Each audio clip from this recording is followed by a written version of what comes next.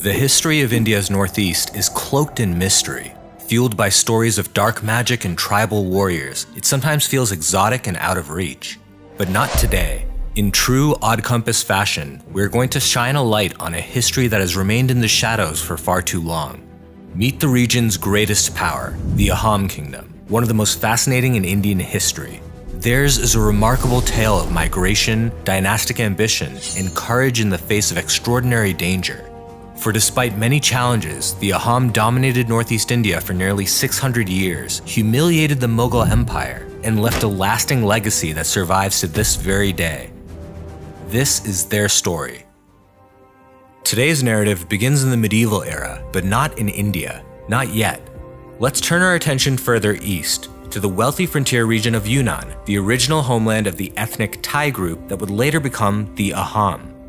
Yunnan was in the perfect location for commerce, at the crossroads of several overland trade routes connecting India, Tibet, Southeast Asia, and China. And so, by the 13th century, the Assam parent kingdom in Yunnan, better known as Muang Mao, had prospered.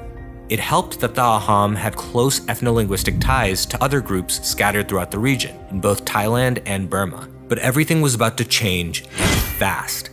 The 13th century was a turbulent period across much of Asia, so too in Muang Mao. The relentless aggression of the Mongol Empire disrupted trade routes and destabilized the political landscape.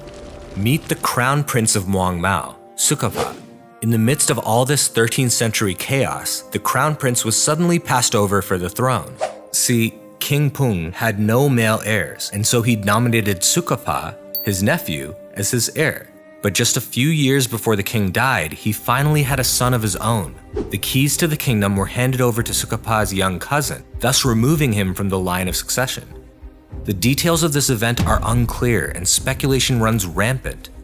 Though he disagreed with the decision, Sukapa did not actually challenge his cousin's ascension to the throne. Perhaps it was his grandmother's counsel that steadied him. For Sukapa's grandmother is believed to have said, "Just as no two tigers can live in the same jungle, no two kings can sit on the same throne."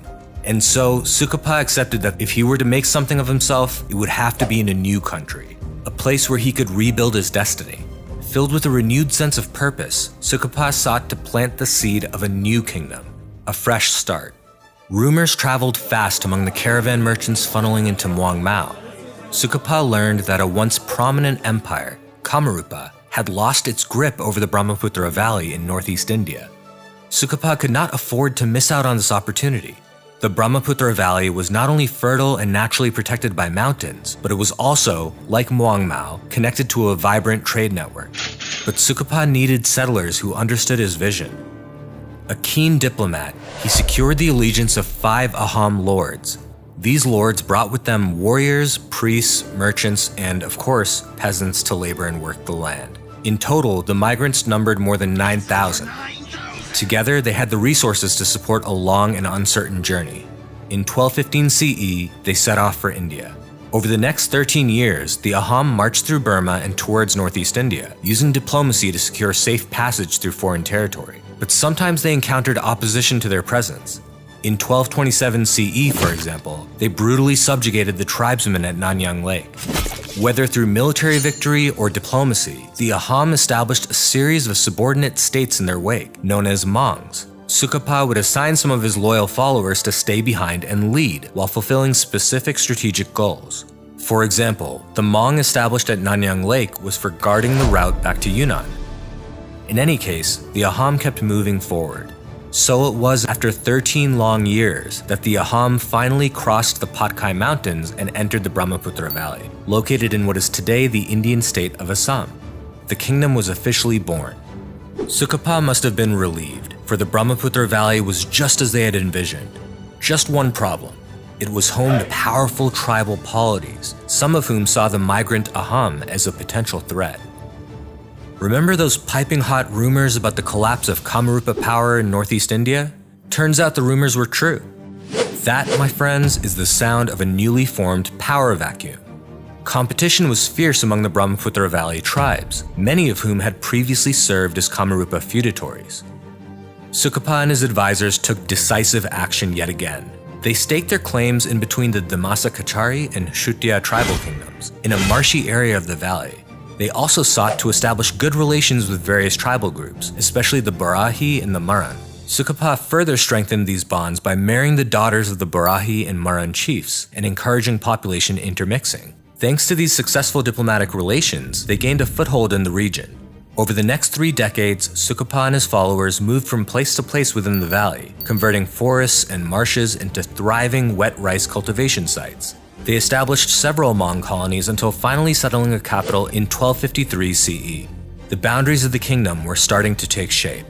But while the land was less populated, many local Naga tribes were averse to the idea of a foreign power occupying their lands. Conflict between the Aham and hostile Naga was inevitable. The Aham-Naga conflicts, both large-scale wars and tribal rebellions, continued for more than 2 centuries. It was a constant back and forth. The Naga had the advantage of greater numbers and better knowledge of the terrain, while the Aham had the advantage of superior military technology and tactics. Sukapa's alliances in the region proved especially useful during these early conflicts, as it gave his people access to critical support and resources. But according to some accounts, it was the use of war elephants that gave the Aham a decisive advantage. The Aham were skilled in capturing and training elephants, and they used them to devastating effect. Naga tribesmen were not prepared to counter the large-scale use of elephants in battle. Over time, the Aham outmaneuvered and overcame the resistance of the Naga tribes. The Aham could finally shift their focus towards expanding their nascent state. When the Aham arrived in northeast India, they were just a small group in a hostile foreign land. To strengthen and consolidate their position, they employed an assimilative process called Ahamization. Ahamization involved the gradual absorption of local groups into Aham society through political alliances, intermarriage, and socio-cultural exchange. Over time, various ethnic and tribal groups were successfully integrated: the Barahi, the Maran, and even many Naga tribes. Ahamization worked because to become an Aham conferred many advantages. Conquered nobles were given high-ranking positions, and local kinship groups were accorded the same level of power and respect as Aham noble houses. The Aham also introduced new technologies that significantly improved quality of life, such as the technique of wet rice cultivation. This agricultural technique was so transformative in northeast India that the Aham literary chronicles considered it a gift of the gods. But history has a way of changing things. The 16th century saw the Aham expand along the Brahmaputra River, conquering the Shutya kingdom in 1523 CE, among other territories. This brought millions of Sanskritized Hindus under Aham rule. The Aham were now so greatly outnumbered in their own kingdom that the one-way imposition of Southeast Asian norms, Ahamization, was no longer feasible. Instead, a reverse process began.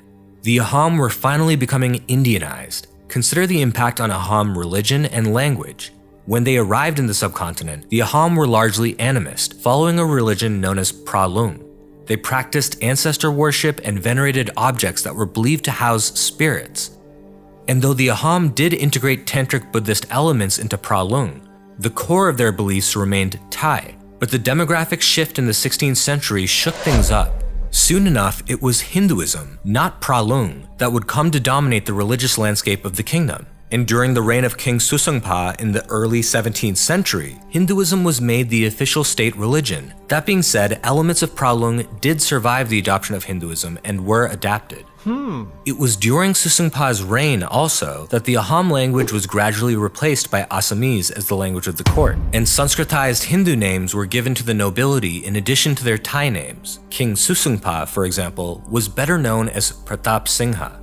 The administration of the Aham kingdom is best characterized by the establishment of uniquely Southeast Asian institutions. These institutions mirrored the background of the Aham, who maintained much of their original Thai culture. Consider the Paik or Kel system of labor. The Paik system imposed a compulsory labor obligation on all able-bodied men between the ages of 15 and 50, with exceptions made for nobles, priests, and artisans.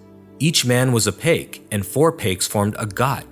Each would be rotated through various work groups across the kingdom, and each work rotation would last around 3 months per year. While a Paik was on rotation, the other 3 members of their Gat would tend to their lands in their absence.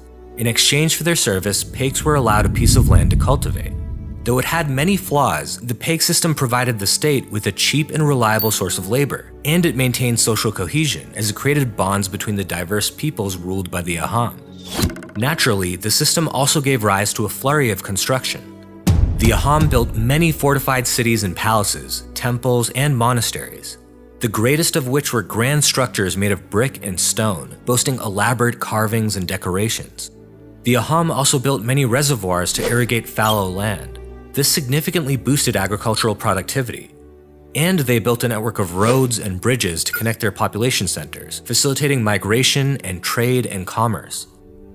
Innovations were also made in the political realm. The Assam implemented a form of leadership known as the Patra system. Under this system, each of the 5 great officers of the state were selected from one of the powerful noble houses. These officers had different functions. Some served as regional governors, and others served in a military capacity, but they were all advisors to the king. Later, these officers were organized into a council of ministers for the king, called the Patra Mantris, and one of the officers would be designated the Raj Mantri, or prime minister, with additional responsibilities and powers. The Patra system was an important aspect of Assam governance. Its purpose was to prevent any one official or faction from accumulating too much influence, and to ensure that power was distributed fairly among the various noble houses. Thus, by the dawn of the 17th century, more than 350 years after their arrival in India, the Assam had developed their kingdom into a regional powerhouse. Ironically, the growing wealth and geopolitical importance of the Assam painted a target on their back, for the Mughal Empire, already pushing into South India, now saw opportunity in the northeastern corridor. But the Assam weren't about to go down without a fight. With the Mughal takeover of Bengal in the late 16th century, the Assam were keenly aware of the risks posed by this new imperial power in their neighborhood. And so they took a proactive approach to defense. They built fortifications, trained up soldiers, and stockpiled weapons and munitions. And on their western front, they supported Coach Hajo, hoping that it would serve as a buffer state against further Mughal expansion. This buffer didn't last long. In 1614, the Mughals easily took Coach Hajo. Tensions ran high, for the Mughal Empire now directly bordered the Assam kingdom. It was obvious that the Assam were next in line for conquest. The Mughals searched for any excuse to attack, and so they sent merchants to illegally harvest agar wood in Assam territory in the hopes that it would provoke a response. Spoiler alert, it did. The Assam responded by capturing and executing several of the unauthorized merchants. This police action provided the pretext for war. In 1616 CE, the Mughal Empire used Bengali subordinates to invade the Assam, but if you recall, the Assam were well prepared. They pulled back to a better defensive position, holding their ground at the fortress city of Samrada. There at Samrada, the Assam absolutely trounced the invading Mughal forces. Word of Assam victory spread across the subcontinent. But the victory was incomplete. Over the next few decades, there was a relentless back and forth. Each side used both indirect and direct methods to secure an advantage, from trade restrictions to violent raids and prisoner exchanges. Fast forward to 1662, when Emperor Aurangzeb appointed Mir Jumla II Viceroy of Bengal. Aurangzeb entrusted him with the task of finally conquering the Assam kingdom. Mir Jumla gathered a sizable naval fleet, which included Portuguese, Dutch, and English sailors, and pushed up the river Brahmaputra, first targeting the region of Kamrup. Initially, the Assam offered almost no organized resistance. It was an unexpectedly weak defense, and so the Mughals took garrison after garrison, fortress after fortress. Emboldened by his victories, Mir Jumla swept into the Assam capital, Gargaon, forcing the Assam king to flee into the hills. The takeover greatly enriched the Mughal invaders with equipment and loot, but trouble was brewing for the Mughals. See, the monsoon season was fast approaching, and soon the Brahmaputra River would be unnavigable due to torrential rain. Mir Jumla suddenly found himself in a highly vulnerable position. He was now isolated from his relief forces downriver in Dhaka. What followed was a 6-month thrashing. The Assam disrupted Mughal supply lines and launched endless hit-and-run attacks on enemy defensive positions. Then an epidemic broke out in the Mughal camps. Taking advantage of this opportunity, the Assam reclaimed significant territory. Still, the Mughal forces survived the monsoon season. Though battered, they remained in control of Gargaon and a few key areas. And by September, they were invigorated by fresh armies sent upriver from Dhaka. Worried that the fighting would continue, Jayadwaj Singha sued for peace. He was given back his capital but agreed to a substantial war indemnity and even sent 2 of his daughters to join the Mughal harem. It was a fragile and humiliating compromise. enter King Chakradhwaj Singha and his brilliant advisor and general, Lachit Borphukan. Chakradhwaj had a fiery spirit. Peace would not last for long, as he refused to pay any of the remaining war indemnity to the Mughals. According to Ahom records, he shouted from his throne, "Death is preferable to a life of subordination." Before the Mughals could adequately prepare, Ahom forces took back the Kamrup region and more, reclaiming territories all the way up to the old Mughal border. Aurangzeb was furious. He sent a Rajput commander, Ram Singh, to handle the situation in the northeast. For 4 years, conflict ensued, with peace talks interspersed, but the Mughals and their Rajput servants refused to offer a reasonable compromise. The cartoonishly arrogant Ram Singh underestimated his Ahom opponents and thought that he could secure an all-out victory for his Mughal masters, and so he launched an attack while in the midst of peace negotiations. Thus began the Battle of Saraigat in 1671 CE. The Mughal forces under Ram Singh had superior numbers and superior technology, but there was a problem. While they fielded massive warships, the ships were not actually designed for river combat, nor were their soldiers trained for it. By contrast, the Ahom forces under Lachit Borphukan had an intimate knowledge of the Brahmaputra River. As such, they fielded smaller, more maneuverable warboats that could navigate the river currents with ease. These boats enabled Ahom forces to move swiftly and strike the Mughal fleet from unexpected angles. And though Lachit was severely ill, he led from the front and pushed every possible advantage to win the battle. He employed unconventional tactics, even going so far as to release trained crocodiles into the river, creating panic and confusion among the Mughal ranks. The Ahom also used fire arrows to set enemy ships ablaze, splitting the attention of the Mughal officers and giving Ahom soldiers an opportunity to attack freely.